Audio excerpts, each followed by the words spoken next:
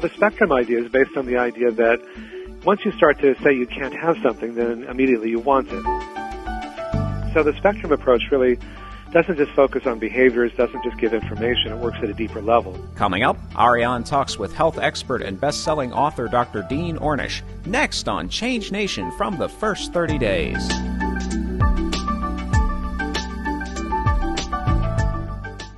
Hi, I'm Ariane, and welcome to Change Nation, a show from the First 30 Days.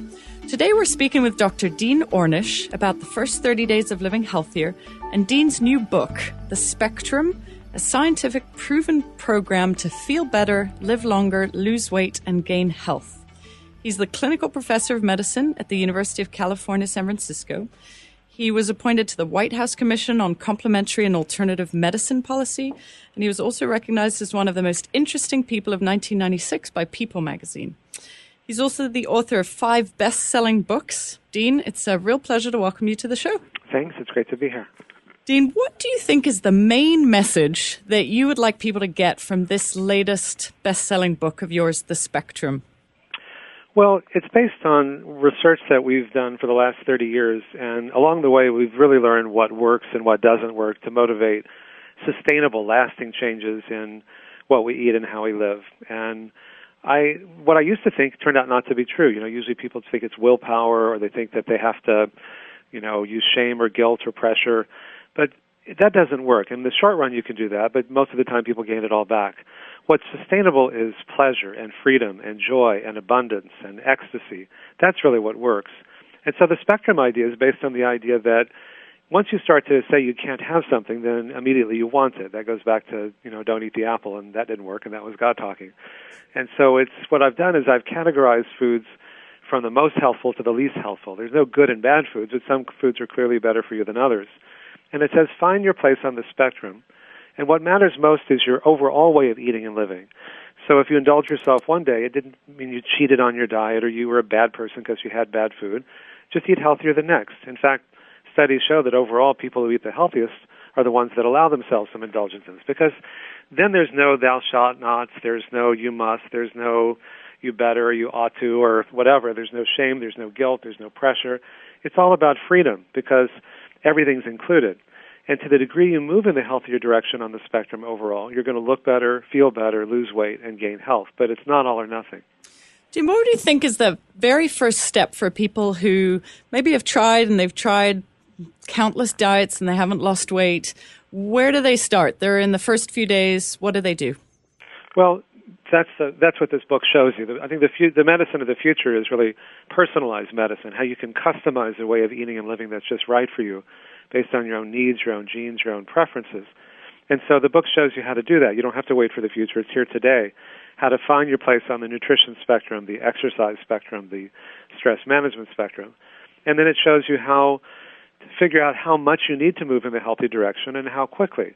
But what really sustains this is feeling good. And part of what we've proven in our studies is how dynamic your body is, how quickly you can show improvements, not only in how you feel, but even ones we can measure. Within a very short period of time, your brain actually gets more blood flow. You can actually even grow new brain neurons to the point where your brain can get measurably bigger, things that were thought impossible before. Your skin gets more blood, so you wrinkle less and you have better complexion. Your heart gets more blood flow. We found you can even reverse severe heart disease by making these changes. Your sexual organs get more blood flow in the same way that Viagra works.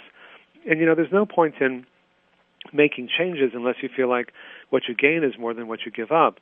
And what happens here is that most people find that they feel so much better so quickly, it reframes the reason for making these changes from, risk factor reduction and prevention, which really don't work, to feeling better, and that's ultimately what makes it sustainable.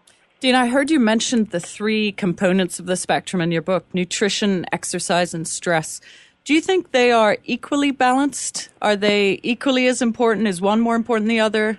No, they're all important, and we've actually shown that in our studies. And part of the reason they're important is that, for example, stress has an effect on every cell, every organ in your body directly. There are direct connections between your brain and every part of your body. But it also has an effect indirectly because, I'd ask people, why do you smoke or overeat or drink too much or work too hard or abuse yourself, these behaviors seem so maladaptive, and they'd say, hey, you don't get it. These are very adaptive because they help us get through the day. And people smoke when they're lonely. They say things like, I've got 20 friends in this pack of cigarettes. They're always there for me, and nobody else is. You're going to take away my 20 friends. What are you going to give me?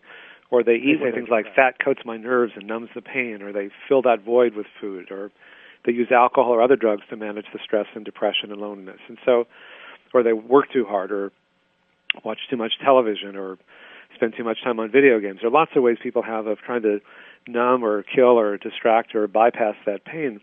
But providing information is important, but it's not usually sufficient. If it were, nobody would smoke. Everybody knows it's not good for you. It's on every package of cigarettes. And so the spectrum approach really doesn't just focus on behaviors, doesn't just give information. It works at a deeper level. And when we can give people alternative ways, for example, of managing stress, and there's a DVD of guided meditations that my wife Ann beautifully done in the book, when we can show people how to do these simple things each day that can make their lives so much more stress-free and to manage stress in much more effective ways, then they can accomplish even more without getting stressed in the process, and they can find ways of nourishing and nurturing themselves that are life-enhancing rather than ones that are self-destructive. Talk about the meditations a little more. How, for people who might be nervous about that word or what it means or represents, what can they expect to feel or see differently in their body if they do just go ahead and try it for the first time? Well, meditation is just, once you take it out of its cultural or religious context, it's just the practice of paying attention, of increasing your awareness. And anytime you can focus on something, it's more pleasurable, it's more fun, whether it's food or sex or music or art or massage or anything sensual. When you really pay attention to it, you enjoy it a lot more fully, and you probably need less of it to get the same or even greater level of pleasure. Like food, for example, I'm sure everyone's had the experience of eating a bag of popcorn while watching a really intense movie, and you suddenly realize the bag of popcorn's empty, and it's like, who ate this? You didn't even taste it because your awareness was focused on the movie rather than what you're eating. That's kind of eating mindlessly. But you can make eating a form of meditation. You can make making love a form of meditation. You can make listening to music a form of meditation. Because if you really focus on what you're eating, like I like chocolate, for example, and I opened the book by talking about how I just had a piece of really high-quality, high-fat dark chocolate. But I can take a small square of dark chocolate and spend several minutes meditating on it, looking at the color, smelling it, allowing it to melt in my mouth, just noticing how the flavors change over time. And then I get a huge amount of pleasure and not very many calories, as opposed to eating mindlessly when I get all the calories and none of the pleasure. So it's not just what you eat, it's also how you eat. Dean, there's so much confusing information out there about good foods, bad foods. Just for people listening, are there 3 that you would add and 3 that you would ask people to decrease? I know your theory is not to take anything away. Well, even when we call foods good or bad, I think that's part of the problem because it's a very small step to saying, I eat bad foods, I'm a bad person. Even the whole language of food has this moralistic, I cheated on my diet, I'm guilty because I ate bad food. You might as well go ahead and finish the pint of ice cream once you go down that road. It's not productive. But as we talked about earlier, some foods are clearly more helpful for you than others. And so it's not just what you exclude from your diet that's harmful, but also what you include that's beneficial. And there's at least 100,000 substances that are protective, that protect you against, help protect your risk of cancer and heart disease and even slow the aging process. Blueberries, for example, can really make you smarter because of the anthocyanins that are in there. Turmeric, which you find in curries, is a powerful anti-inflammatory spice, may help prevent Alzheimer's. Maybe one of the reasons why Alzheimer's is so much lower in Asian countries that eat a lot of turmeric, because it helps to prevent the inflammation which may underlie some of these illnesses like Alzheimer's, like heart disease, like other illnesses. Chocolate, again, is not only not bad for you in small quantities, it has flavonols that can actually dilate your blood vessels and lower your blood pressure and improve blood flow. So in my book, I outline a whole lot of these different powerful foods that, again, it's not just what you exclude, but also what you add that's beneficial, and that also promotes that sense of abundance rather than deprivation. I want to talk about exercise. I know your motivator is clearly fun and pleasure, and there's so many people who don't associate those two things with exercise. How do you create that as a new link for people? Well, first of all, by doing what you enjoy. And so if you're, for me, running was always a punishment when I was growing up in Texas. Go take a lap, So running has never been my preferred form of exercise, but I love things that involve rackets, tennis or ping pong or squash or things like that. I love walking. I love making love with my wife. I love going for a walk with friends. I take the stairs instead of the elevator. Park a little bit further from wherever you're going, like the gym. And so little things that you can incorporate into your daily life can make a huge difference, because it turns out that while the more you exercise, the more fit you become, in terms of reducing the risk of premature illness or death, a little goes a long way, and just walking 20 or 30 minutes a day, and not even all at once, and not even all that fast, can reduce your risk of premature death by 50%. And more than that doesn't really provide you a lot of additional benefit.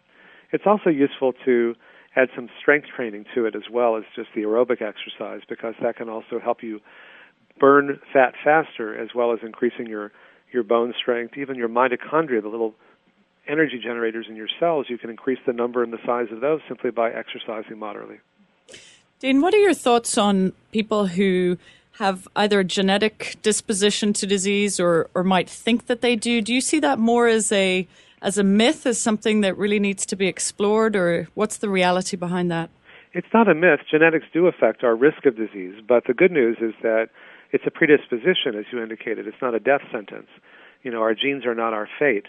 And part of what we've been able to show in our studies, and others have shown, is that you can actually change how your genes are expressed. So often people say things like, oh, I've just got bad genes, there's not much I can do, this kind of genetic, what I call genetic nihilism, when in fact, there's a lot you can do. So if you're genetically predisposed to something, you might want to move more to the healthier end of the spectrum than someone else might.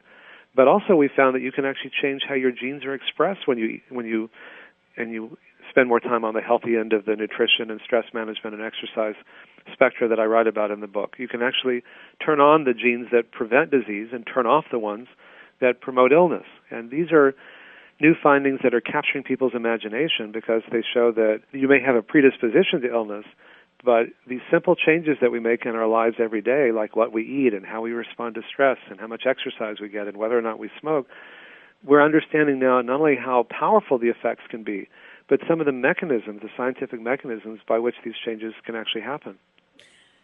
Dean, the difference between making small gradual changes versus some of the bigger changes, are you more on the small or the bigger in terms of actually creating a healthier lifestyle? Or I'm on the approach that works the best for an individual, and one size doesn't fit all. Some people say, it's easier to make small gradual changes, walk, get a pedometer, walk 1,000 or 3,000 steps more a day, eat one cookie less a day, and over time those changes do add up.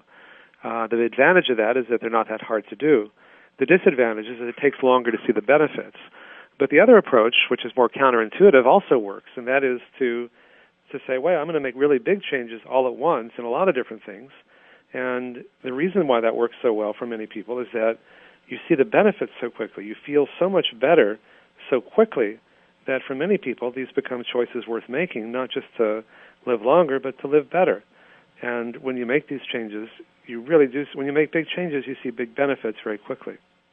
But in the book is really based on the idea of a spectrum. It's how fast you want to make those changes and how big you want to make those changes are really up to you, and it just guides you into how much you probably need to, but how much you really want to do is really what matters, because even more than being healthy, people want to feel free and in control, and it's all about preserving that sense of empowering people with information that they can use to make informed and intelligent choices. Also, having read your book, I noticed that you collaborated with Oprah Winfrey's personal chef, Art Smith. Yes. How is that? How it seems like it was an enjoyable experience. Some of those recipes sound absolutely delicious. Well, they are. They're all absolutely delicious, actually. And he approached me. I had dinner at a home that he was cooking at, and afterwards he asked me to collaborate with him, and I said, sure. Well, actually, initially I said no because I wasn't writing a book, and that was about 3 years ago. And then more recently I said, sure, let's do it. And in the book, the recipes also are modifiable. So they start with the healthiest version, and then depending where you are on the spectrum, you can add more fat or salt or sugar to suit your taste and your own needs and preferences. But they're all delicious. And, this idea, am I going to live longer? Is it just going to seem longer if I eat healthy food? This kind of dispels that very completely and shows, you don't have to make those choices. You can eat well and live well. Dean, a couple more questions. The psychology aspect of all of this. If I go ahead and I sign up to the spectrum and I'm very clear, if I still have some pretty negative beliefs about change or about myself or about my self-esteem, how do those impact my journey to living healthier? Well, as you might imagine, if in a negative way. And that's why these stress management techniques, these guided meditations, are more than just stress management. You know, the ancient swamis and, for that matter, rabbis and priests and monks and nuns throughout time have found that these approaches are very powerful. But while they are very powerful in terms of managing stress, they're really tools for transformation. They help you quiet down your mind and body enough to experience more of an inner sense of peace and joy and well-being, and to realize that those techniques didn't bring those feelings of peace and well-being to you. That's our natural state. They're there all the time until we disturb them. And that's a very radically different view of this than we learn in our culture. You know, so often we're told, if you don't feel good, it means you need more stuff. You need more money, more power, more beauty, more accomplishment, more whatever. And once you set up that view of the world, until you get it, you're stressed. If someone else gets it, then you really feel bad. And even if you get it, it's momentarily very seductive. I got it, it's mine. But it never lasts. And then we think, I need even more. Now what? Or it doesn't really provide that lasting sense of meaning. Or, so what? And so when we can quiet down our mind and body and experience that, wait a minute, that's there all the time. So that means I don't have to get it from outside myself. So if I'm feeling stressed or unhappy, I don't have to blame someone else. I can say, what am I doing that's allowing that inner sense of health and happiness to get disturbed? Not as a way of blaming, but as a way of empowering. Because if it really is coming from outside and we're not getting enough of that, then we're just doomed. Whether it's bad genes or bad fate or bad karma, if it's something external, then we're helpless. But to the degree that I'm saying, wait a minute, if I'm feeling stressed out, it means that I'm allowing that to happen.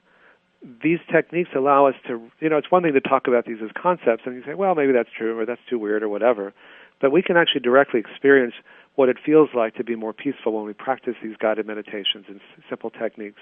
And then we can go out in the world and accomplish even more. It makes your fuse longer, things don't bother you as much, and it helps you be even more productive. But even more importantly, it helps us redefine who we are, where our happiness comes from, where our joy comes from, where our sense of meaning comes from.